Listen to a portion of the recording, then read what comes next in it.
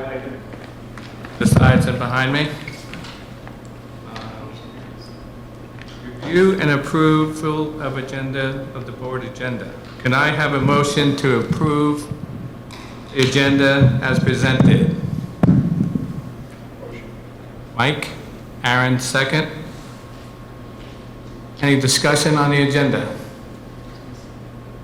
All opposed to the agenda? Oh, all in favor to the agenda?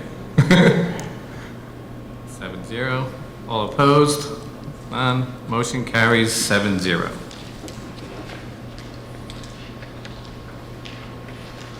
.1. The annual organizational meeting minutes. Can I have a motion to accept the minutes of the annual organizational meeting held on July 13th, 2021 as presented? John? Second. Patty? Any discussion? All in favor? 7-0. All opposed? No. Motion carries 7-0. Thank you. Business meeting minutes. Item 3.1. Can I have a motion to accept the minutes of the business meeting held on July 13th, 2021 as presented? A motion, please. Sue, second by Michelle. Any discussion on the minutes? All in favor? Aye. All opposed? Motion carries 7-0.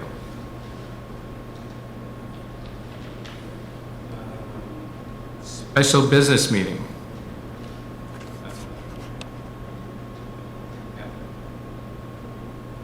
3.3. Can I have a motion to approve the minutes of the August 3rd, 2021 special business meeting? Can I have a motion, please? Michael? Sue? Any discussion? All in favor? Any opposed? Motion carries 7-0. Item 3.4, special business meeting minutes on August 5th. Can I have a motion to approve the minutes of the August 5th, 2021 special meeting, business meeting? Have a motion, please. Michelle, second by John. Any discussion on that? All in favor? Aye. All opposed? Motion carries 7-0.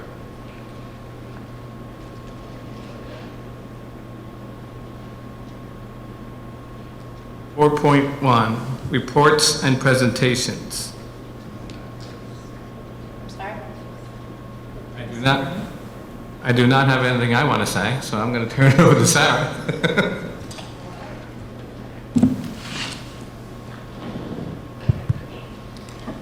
Thank you for the opportunity to speak this evening. This is my monthly superintendent's report. So in terms of summer 2001 hiring, we had some openings that we were aware of when we closed school in June, and then we had some surprises this summer. So I just wanted to give the board an update on where we are with hiring. So on tonight's agenda, we do have a special education teacher. That teacher for presentation is Christine Malone, and she actually did a 3rd grade regular education class for us this past year. An outstanding job, and really found her to be the perfect person for the full-time special education position. Also on the agenda is the bus mechanic, also a part-time food service helper, recess aides for the elementary school, and a long-term leave replacement elementary teacher. On last week's agenda, that was just the minutes were just approved, we appointed middle school principal Jared Kmart, who will have a start date of August 25th.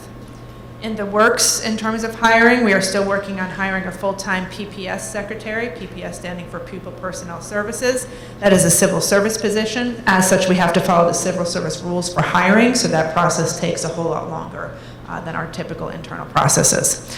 We also have our elementary school art teacher resignation at a prior meeting, and so we are looking to fill that position still. Spanish teacher for 4 through 6. We are still in the process of interviewing and doing demo lessons for, as well as our elementary school Spanish teacher has requested a leave replacement, and so we're looking for that position as well. We have some openings for middle school recess aides and looking for a fall boys soccer coach. I did want to extend a warm welcome, and present here this evening is our new middle school principal, Jared Kamar. Jared Kamar comes to us as was a social studies teacher. He was also an athletic director, a high school principal, a principal at an elementary school, and really impressed the committees and the board with his general theme of culture, collaboration, and feedback. He kind of echoed that throughout the entire interview process. He has definite deep knowledge of our curricular programs, and not only that, but he has experience with creating additional enrichment programs, and that is something that's been a goal of ours, and so he brings that expertise to us. So welcome to Mr. Kamar.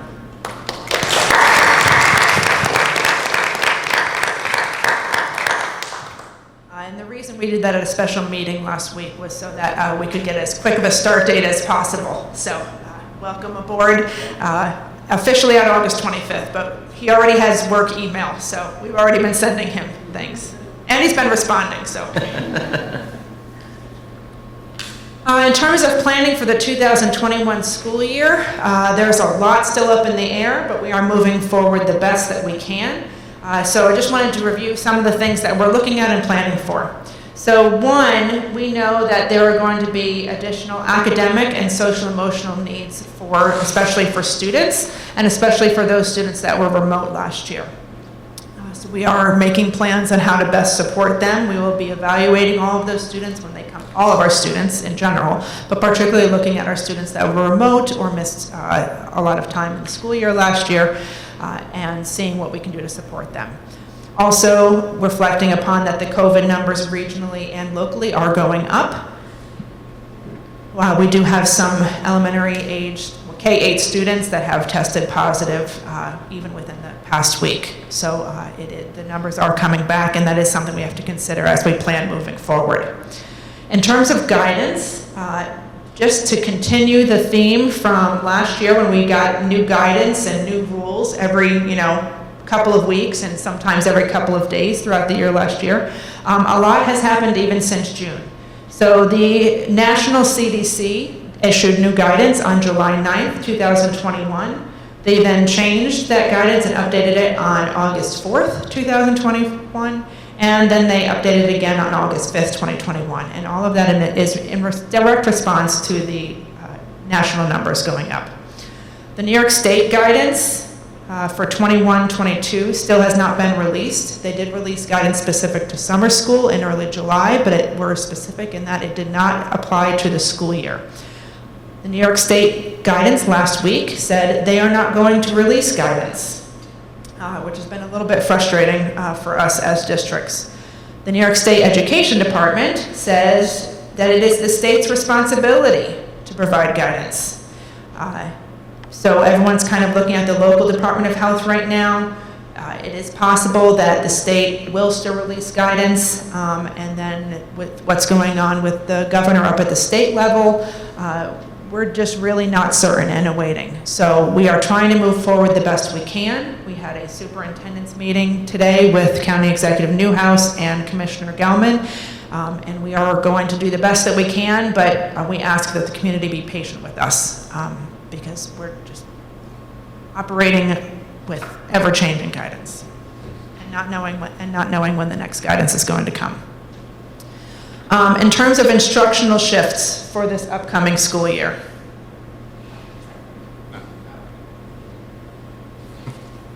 the directive from the state and the national education departments have been very clear, as well as from the health departments, that the main focus for all schools should be to bring all students in for in-person instruction. Therefore, we plan on doing that. And we will not be offering a full remote choice program this year. All of our students will be in person. If your child is considered medically fragile or you have concerns about the medical condition of your child, please reach out to us. There is a system already in place to support students who are medically fragile, and we can certainly put your child through that evaluation process and determine what best next steps would be.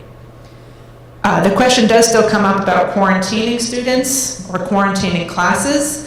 They, of course, will have instruction. We just have to figure out exactly what's going to look like. So the best example I can give is in 6th through 8th grade, it can be very simple for a student to stream in and keep up, but in kindergarten, that might be a little bit harder for them to stream into a classroom all day. So we're going to work to make decisions in conjunction with the teachers and the families based on individual students. In grades 3 through 5, we're normally departmentalized. We are going with a bit of a hybrid approach this year. We have, as everyone knows, we have 3 classes per grade level typically. In those grade levels, we will have 2 classes that switch and have 1 literacy and 1 math teacher. And then there will be 1 class that will remain with their teacher all day to support their academic, social, emotional, other needs, and we're going to assign 2 teachers into those classrooms. And then we are going to continue guidance as a class for our students to make sure that we are supporting them all emotionally through the pandemic. In terms of organizational shifts, we are looking to go back to switching classes during the day. So all classrooms would go to specials, in the specials classroom, just like we did at the end of the school year. And in 6th through 8, they would, between periods, go from class to class. The hallways, depending on the school, and honestly, depending on the hallway in the school, we will have some that are one-way traffic and some that are two-way traffic with students on either side of the hallway. So the best example I can give of that is probably in 6th through 8th grade, we will do a one-way traffic and an up stairwell and a down stairwell. However, in the 4 or 5 wing, where they are all on one hallway, it doesn't really make sense for them to go downstairs to come all the way back up. So we would more likely put them just on opposite sides of the one hallway. And same thing in the elementary school. We had that last year. Well, we had a one-way traffic on each side of the hallway. For cafeteria, we have planned to serve lunch again in the cafeteria. However, depending on distancing rules, we may have to rotate use. So a cafeteria with students at 6 feet looks very different than a cafeteria with students at 3 feet of distance. But we do plan on serving from the cafeteria line again, students going through the line, getting their meals, and heading to where they're going to eat lunch. There will be assigned seats for contact tracing purposes so that if someone does test positive, we can quickly and efficiently identify any first contacts. In terms of clubs, before school or after school at each building, we do plan to bring back clubs. However, we are awaiting final guidance before we really truly move forward on that. So that is not on tonight's agenda for you all. I'm hoping to do that at a meeting later in August as we get closer to the opening of school. Sports are on tonight's agenda. Most of our sports are outdoors. So we are again waiting on new guidelines for that, but we do plan to offer sports this fall, and so that is on tonight's agenda. I believe that the key phrase this year will be layered mitigation strategies, and what that is what our district's doing, what are families doing, what are we doing in place to protect our students, our staff, our teachers. So as a district, we committed last year to MERV 13 ventilation. We have purchased MERV 13 ventilation for this upcoming school year as well. Hand hygiene, hand washing, sanitizer will be throughout the building. We will maintain our cleaning and sanitization protocols both during the school day and after school. As such, we are also going to be recommending that any facilities use be external only and not internal. Inside the buildings. We will still be doing contact tracing. We'll be mindful of physical distancing.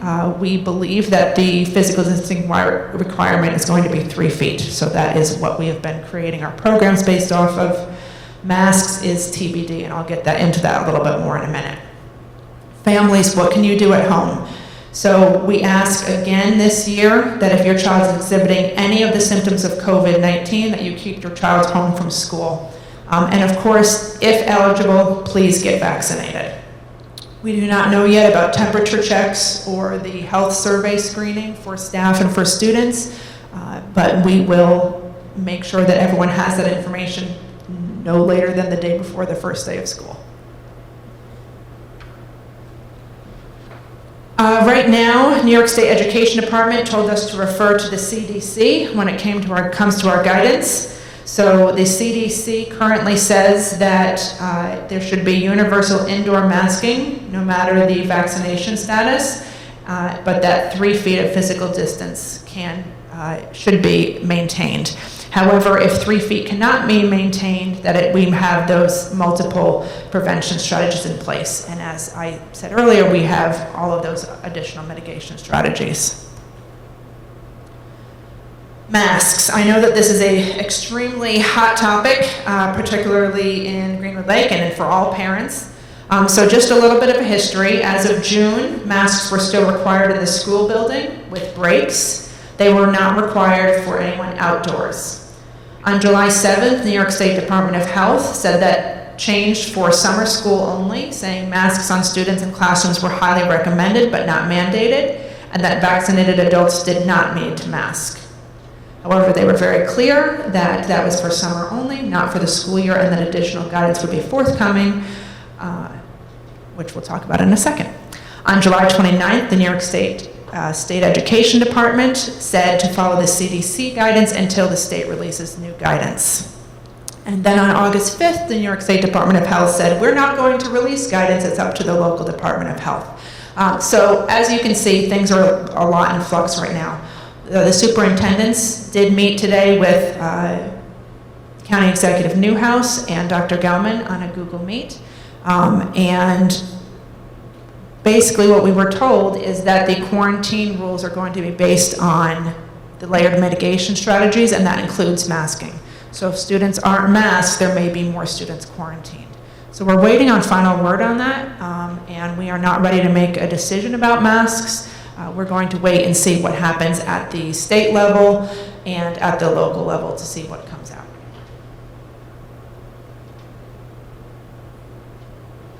What schools need most right now in order to finalize our opening plans is any changes to physical distancing requirements. As I said earlier, we are working on the 3 feet rule.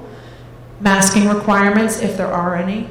Contact tracing expectations for schools. Who are we going to need to quarantine when we have a case that is really important? If it's going to be the whole classroom or only those within 6 feet or only those within 3 feet. We need that information. Are there any questions at all or comments from the board on any of that? It's a hot mess. Good old Southern phrase, it's a hot mess. So please know that we are working and staying as up to date as possible. I am constantly reading any of the new guidance that comes out, and whatever decision we make, we'll make sure we communicate, and I will communicate out to the community as soon as we are able to. I will say that it's probably not going to come within the next week to week and a half. You're probably looking at the week before school starts, before things are finalized. So, but as soon as we know, you will know. All right, at this time, I'd like to turn it over to Lena Polchinski, who is going to review our summer committee work and the work that all our committees did and summarize that for you.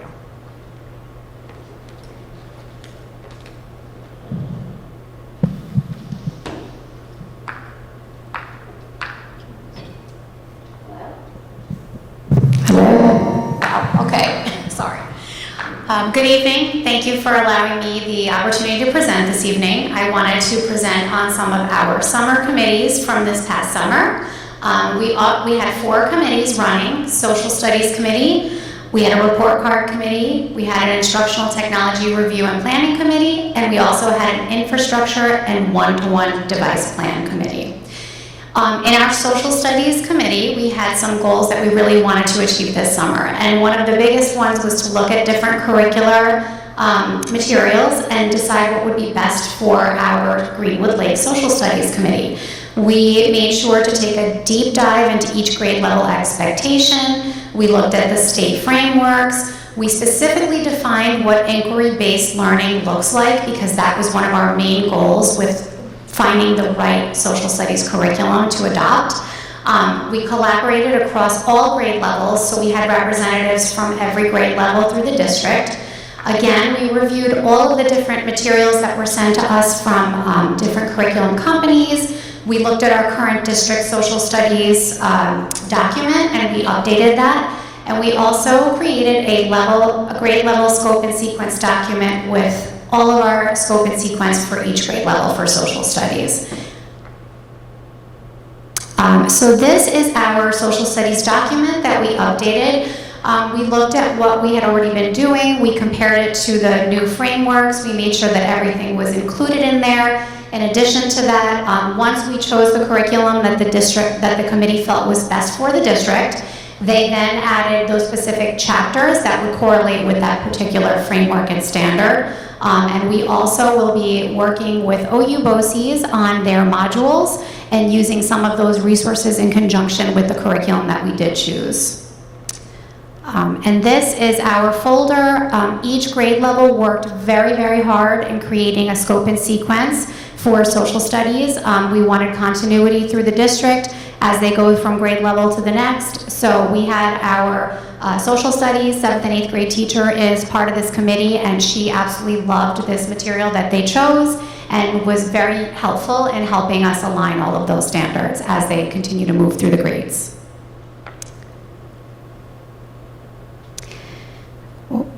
I think you missed one, sorry. Okay.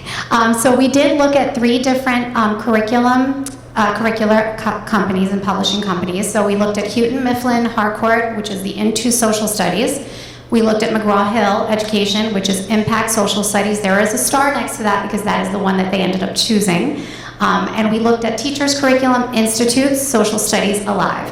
After much review of all of the materials, and they did have some similarities, but there were things missing in some of the other curriculum publishing companies. So the committee did collaboratively decide to go with McGraw-Hill Education Impact Social Studies curriculum, which I have here at the table for you to look through if you'd like. It aligns directly with our state frameworks, and most importantly, it does allow us for that inquiry-based learning model that we are looking to achieve in the classrooms. I also had them, each grade level created a rationale statement, and there's a rationale document attached to this slide that I had them go through and kind of give their rationale as to why this was the program that they felt was best suited for our students here at Greenwood Lake. So that is there for you as well as a reference point. Okay, so we did receive our quote from McGraw-Hill, and I did want to kind of break down a little bit about how this kind of cost comes out. So you do have an upfront cost that's this year only like a one-time cost. That would be our student textbooks. This year we also do have to pay for our consumable student inquiry journals, but just keep in mind that that large amount of student textbooks is not something that you have to purchase each year. It is a textbook, it stays in the classroom, students don't write in it, it's not a consumable, so it continues to stay. So you would not be spending that each year.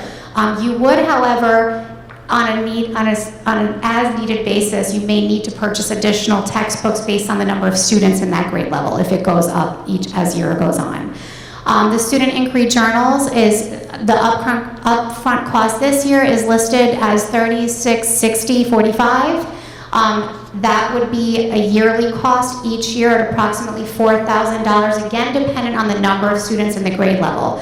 But that is a consumable. They do write in there. The inquiry journal was actually one of the most exciting pieces of this curriculum because, like I said, we're moving towards the inquiry-based learning model, and that does allow that flexibility to be able to do that. And then there's a 1-year subscription for digital resources. This year, they've given us a free trial for a year. However, it's usually about $2,500 if you choose to get the digital resources. That is some resources for teachers to utilize, different lessons that they can pull up on a smartboard, activities, virtual field trips, things of that nature. That would all be part of that. And this year, again, an upfront cost, which would not occur each year, is our PD that they offered us. So they've allowed a 2-hour professional development. They did state that it's virtual. I am in the process of seeing if they can actually come into the building and do this in person, because I think we would benefit more from an in-person training. So does anyone have any questions about this so far?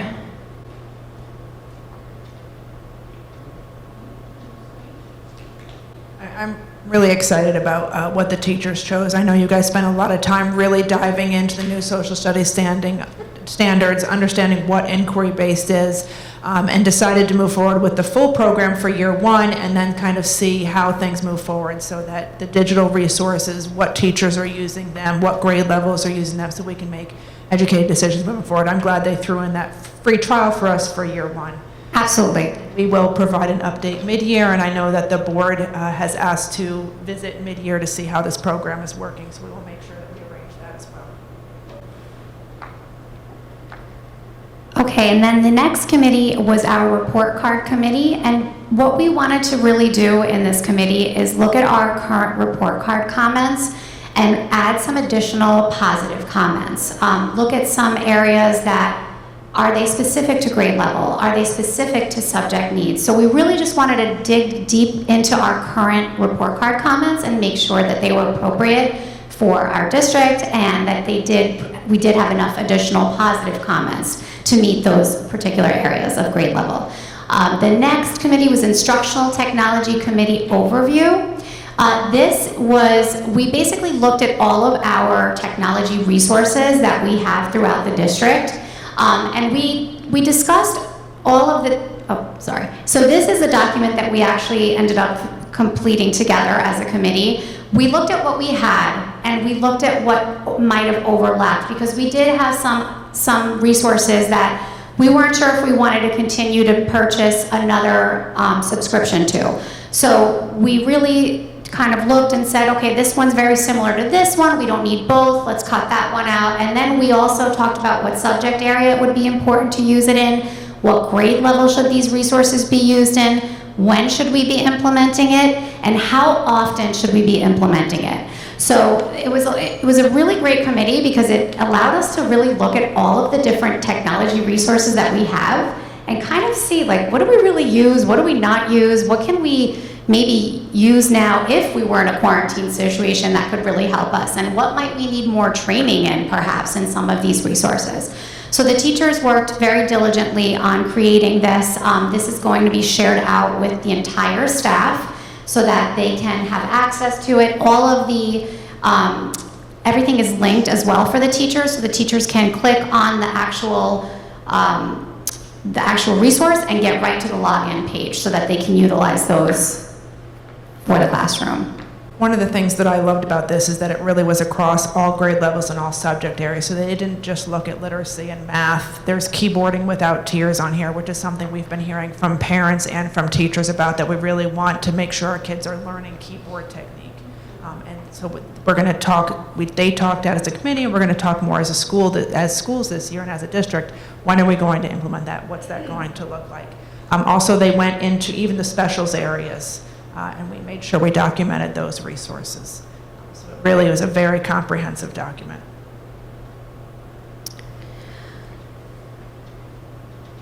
And the last committee that met was the Technology Infrastructure Committee Overview.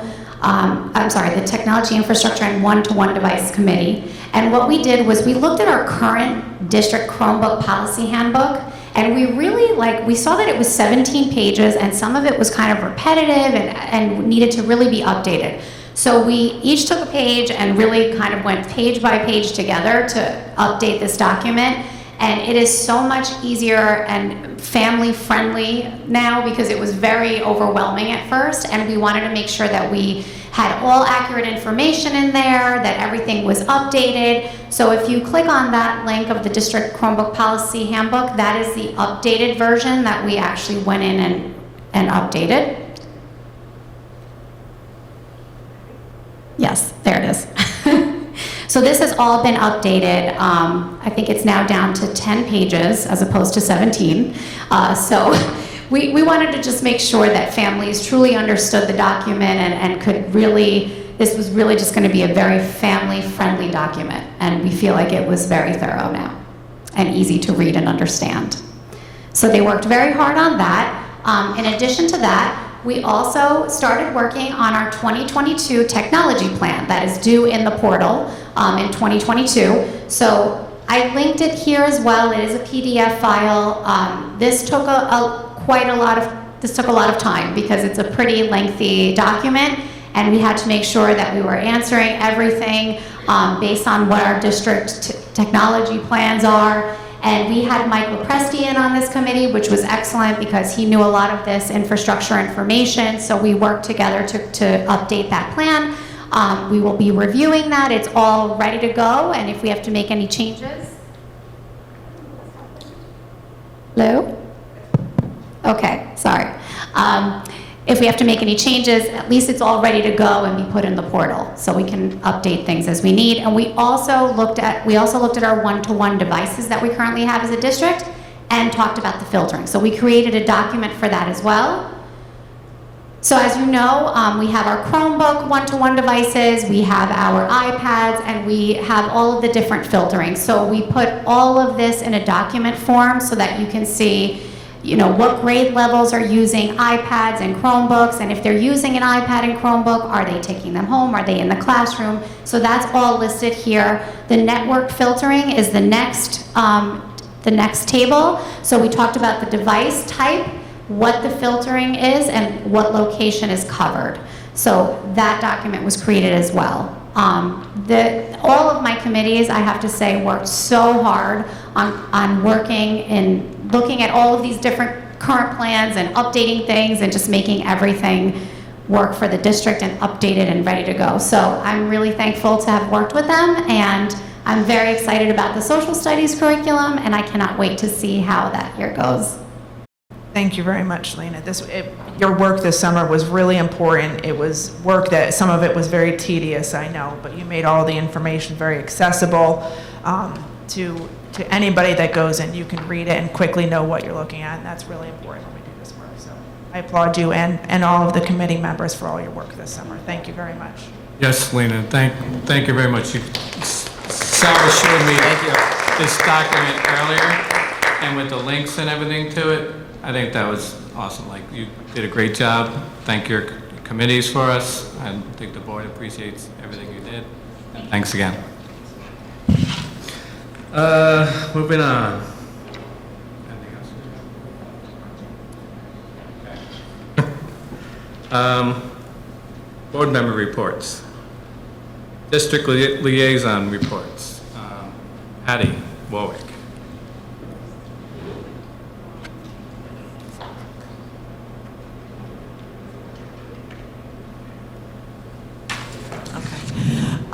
Unfortunately, I was away last week during the Warwick Board of Ed meeting. Once the link is posted, I will watch it and report back to everybody on what's going on over there in Warwick. I did just want to remind everybody that for anyone that has an incoming freshman, the freshman high school orientation is August 24th, 9 to 12. The incoming students didn't have the typical, available programs and that normally they have due to the COVID situation. So it's very important that if your student is an incoming freshman to Warwick High School, please attend the freshman orientation August 24th, 9 to 12. That's all. And I just want to throw in there that as usual, we will be providing a bus. So Mary Fox sent out an email is sending out an email about that orientation, and in that will be a link for Greenwood Lake parents to sign up for bus transportation in case our parents request and need that. Excellent. Patty?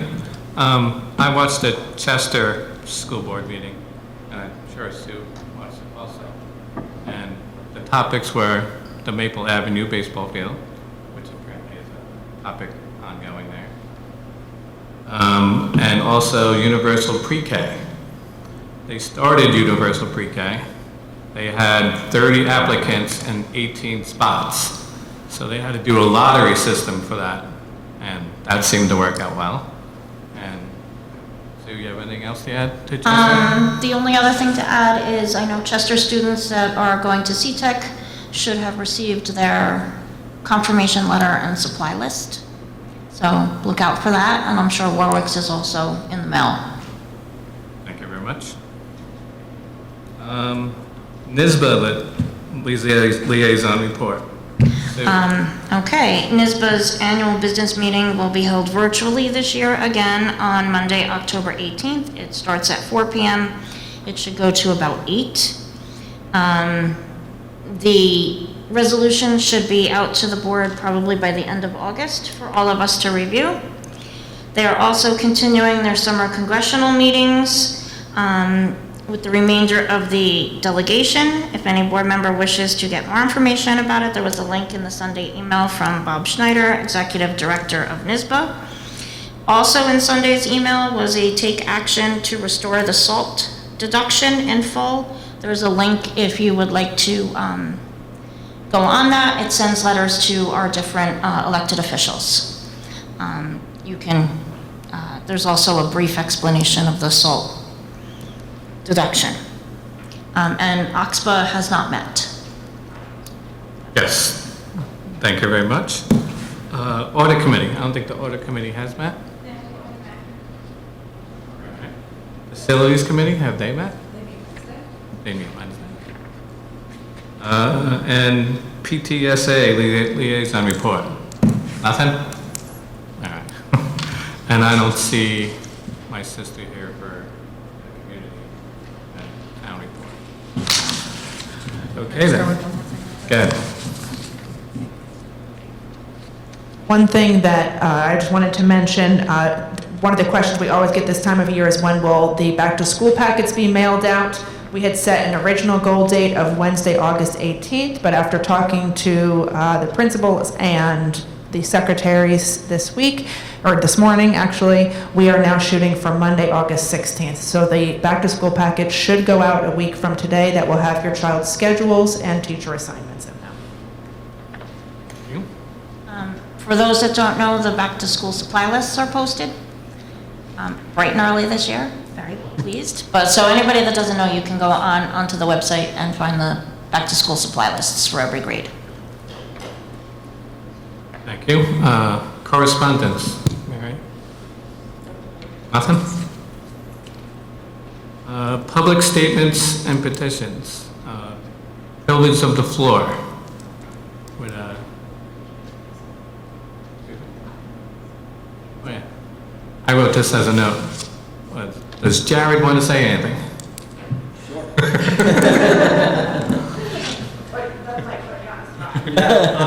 I just wanted to thank the board and Superintendent Hatton. What a great experience going through the interview process and meeting all of you and learning more about Greenwood Lake. I was very excited to be applying and now even more excited to get started now that I've learned even more about your community and your school. So just very excited for the year to get rolling. And as Sarah mentioned earlier, we've already gotten to work on some things. So I again just wanted to extend my thanks. So. Thank you, Jared. Welcome aboard. Public statements. Would anybody like to address the board? Teresa. I'd just like to know, I know in years past, and I know you're brand new, and I'm sorry to do this, but we welcome new families, and I was wondering if maybe we had anything scheduled for that. We usually do like a little breakfast, and I was hoping we would do that because I know a lot of them are asking about it. So we don't have anything scheduled as of right this second, but we do have it on the list to schedule. We are hoping to do it prior to the start of school, but if not, it will be within the first week of school. Perfect, thank you. And welcome. Thank you. Anybody else? All right, moving on. New business, financial reports and warrants. Could I get a motion to approve the July 31st, 2020 financial and monthly warrants and 2021, sorry. Monthly warrants as presented. Can I get a motion, please? Aaron? Second by Mike. Any discussion on that? All in favor? Aye. All opposed? Motion carries 7-0. 7.2, adopt revisions to the student calendar. Can I get a motion to adopt the revisions to the 2022 student calendar as presented? Have a motion, please. Sue, second. John, any discussion? All in favor? Aye. All opposed? Motion carries 7-0. 7.3, create teaching assistant position. Can I get a motion to create one FTE teaching assistant position as presented? Can I have a motion, please? Sue? Second. Any discussion? All in favor? Aye. All opposed? Motion carries 7-0. 7.4, approve the tuition rates. Can I get a motion to approve the non-resident tuition rates as presented? Motion, please. Sue? Second, John. Any discussion? All in favor? Aye. All opposed? Motion carries 7-0. 7.5, adopt the social studies textbooks, K through 8. Can I get a motion to adopt social studies textbooks, K through 8, as presented? Motion, Mike, second by Patty. Any discussion? All in favor? All opposed? Motion carries 7-0.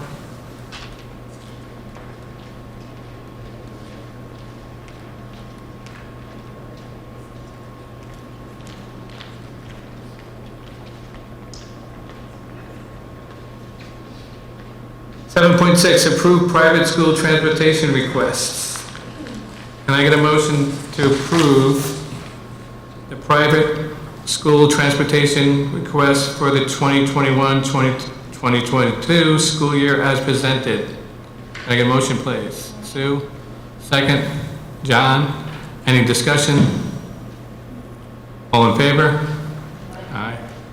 Any opposed? Motion carries 7-0. 7.7, readopt code of conduct. Can I get a motion to readopt the code of conduct as presented? Motion, please. Sue? Second? Mike? Any discussion? All in favor? Any opposed? Motion carries 7-0. 7.8, award security services, Brigger Security. Can I get a motion to award Brigger Security Services the request as proposal for security services as presented? Can I get a motion, please? John, second, Patty. Any discussion? All in favor? Aye. Any opposed? Motion carries 7-0. 7.9, approve the third amendment agreement to the terms and conditions of employment for the Assistant Superintendent of Business. Can I get a motion to approve the third amendment to the terms and conditions of the employment of the Assistant Superintendent of Business? Can I have a motion, please? Mike, second. Aaron? Any discussion on this? All in favor? Aye. Aye. All opposed? Motion carries 7-0. 8.1, approved leave of absence for Bianca. Can I get a motion to approve the leave of absence for Christina Bianca as presented? A motion, please. Sue, second. John, any discussion? All in favor? All opposed? Motion carries 7-0. 8.2, accept the resignation of, how do you say that? Sodreski? Jojeski, okay. Can I get a motion to, with regret, the resignation of Kara, say it again? Kara Jojeski as teacher as presented? Can I get a motion, please? Sue, second. John, any discussion? All in favor? All opposed? Motion carries 7-0. I'm sorry I butchered your name. 8.3, adopt resignation of Campagna. Can I get a motion to accept with regret the resignation of Barbara Campagna as school bus monitor as presented? Can I get a motion, please? Sue. Second, Patty. Any discussion? All in favor? Aye. Any opposed? All in favor? Motion carries 7-0. 8.4, accept resignation of Donatelli. Can I get a motion to accept with regret the resignation of Jessica Donatelli as presented? Motion, Sue, second by Mike. Any discussion? All in favor? Aye. Any opposed? Motion carries 7-0. 8.5, accept the resignation of McFarland. Can I get a motion to accept with regret the resignation of Daniela McFarland as presented? Motion, please. Sue, second, Patty. Any discussion? All in favor? Opposed? Motion carries 7-0. 8.6, accept resignation of, is it Brennan?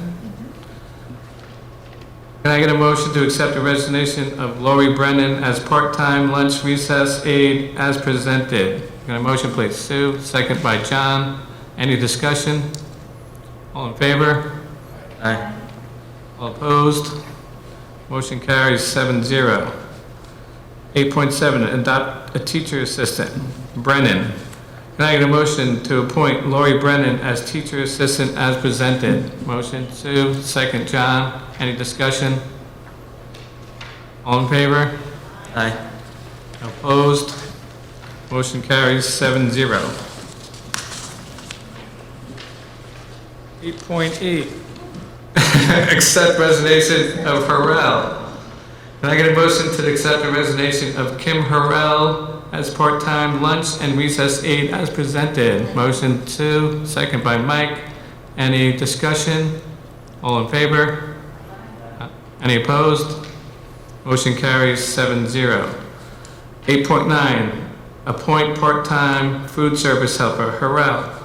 Can I get a motion to appoint Kim Harrell as part-time food service helper as presented? Can I have a motion, please? John, second, Sue. Any discussion? All in favor? Opposed? Motion carries 7-0. 8.10, appoint special education teacher, Cologne? Can I get a motion to appoint Christine Cologne as special education teacher as presented? Motion, Sue. Second, Patty. Any discussion? All in favor? Aye. Any opposed? Motion carries 7-0. 8.11, appoint mechanic. How do you say that? Felici. I get a motion to accept Mark Felici as mechanic as presented. Motion, Sue, second, John. Any discussion? All in favor? Aye. Aye. Opposed? Motion carries 7-0. 8.12, appoint leave replacement teacher, Swingle. Can I get a motion to appoint Robert Swingle as leave replacement teacher as presented?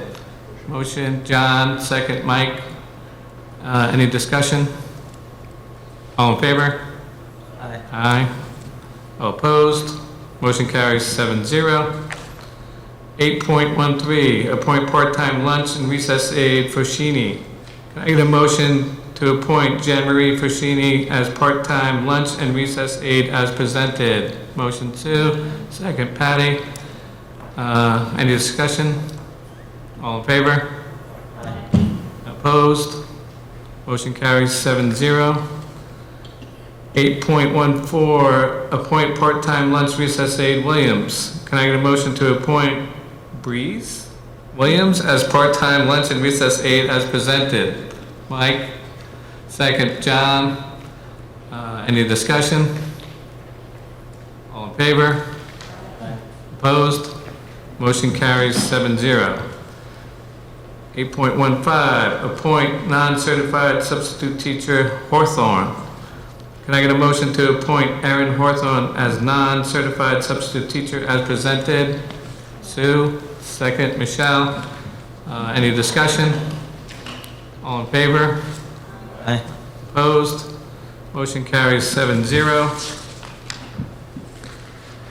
We're almost there. 8.16, appoint athletic director Kmar. Two roles. Can I get a motion to appoint Jared Kmar as athletic director as presented? Mike, second. Patty, any discussion? All in favor? Aye. Opposed? Motion carries 7-0. Congratulations. 8.17, appoint curriculum leaders. Can I get a motion to appoint staff members for curriculum leaders as presented? Motion, Sue, second. John, any discussion? All in favor? Opposed? Motion carries 7-0. 8.18, appoint fall sports coaches. Can I get a motion to appoint the following sports coaches as presented? Motion, please. Sue, second. John, any discussion?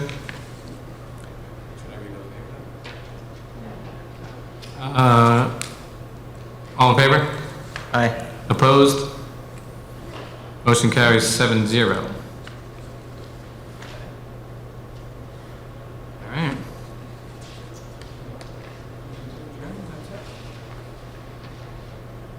Next meeting date. Special edu,